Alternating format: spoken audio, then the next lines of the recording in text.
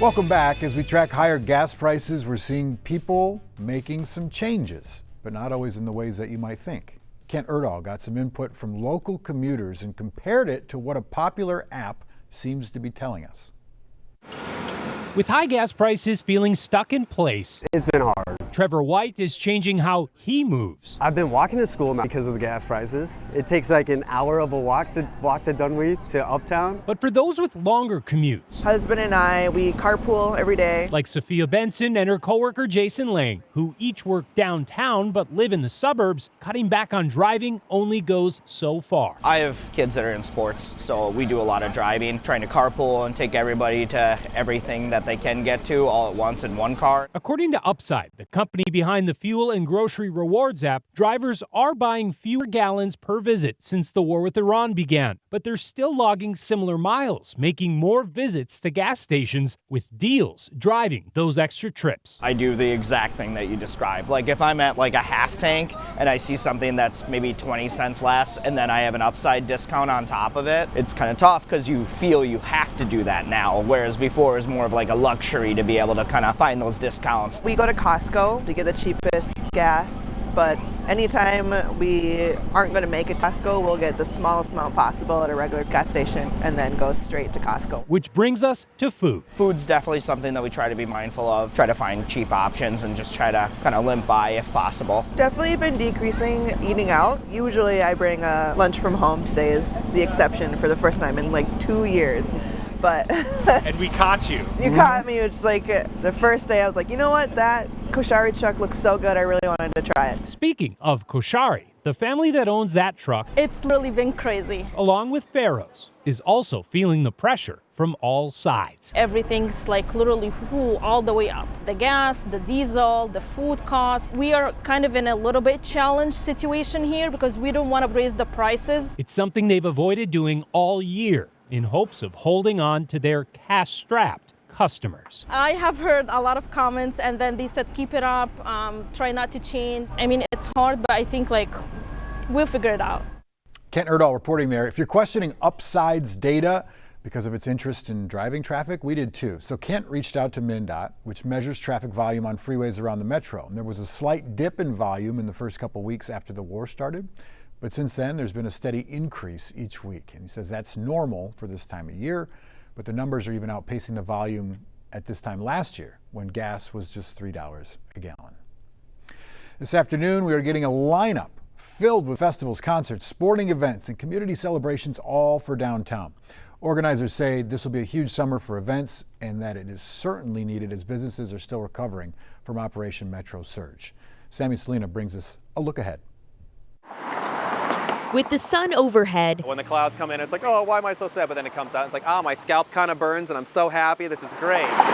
Downtown Minneapolis is feeling lively. Well, like, this is beautiful.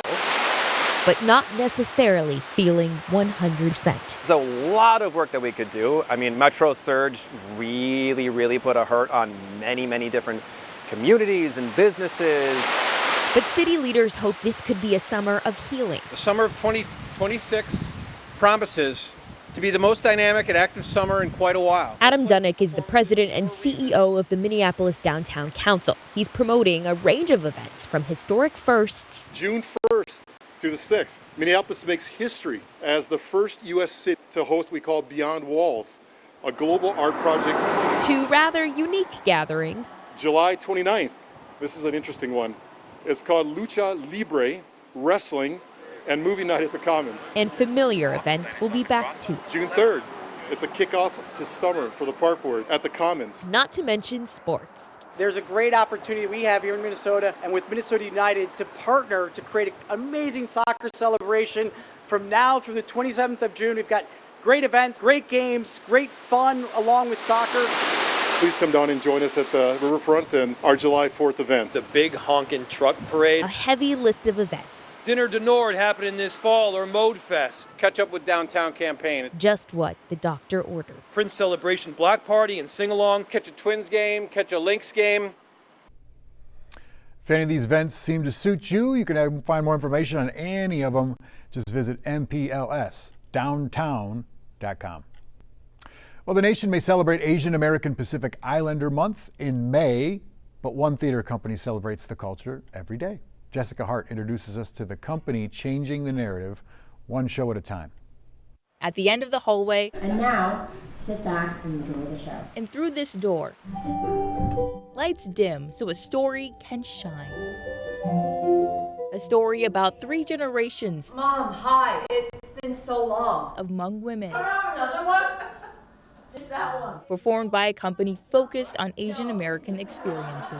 We're the largest Asian American theater company in the Midwest. We produce high quality theater rooted in social justice and Asian American stories. Theater Moves and Tufam helps tell stories historically not told. Our work at Theater Move allows other communities a snapshot into our communities and the work that isn't done sometimes in our schools. That's the power of theater. Fran De Leon is responsible for the artistry I get it. you see on stage. Give it to me! No! It's mine! A lot of what the Asian American theater experience was finding a way to be accepted in Western theater. But that's not Theater Move's goal. I mean, it is incredible to be able to be so free that there's no question or clouding or cloaking who you really are at the core of it. Their goal is to tell their stories. We save on water.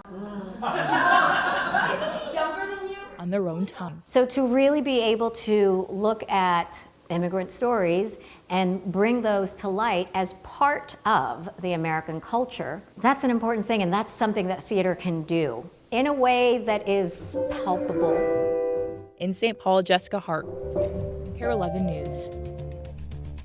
Stay with us. More news and weather coming up after the break.